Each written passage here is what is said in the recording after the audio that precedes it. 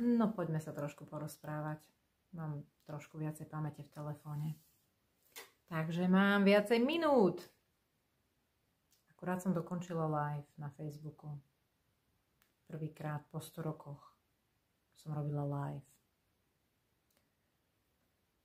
Hej, no, nevedela som najprv, ako to mám nastaviť, ale však to nevadí.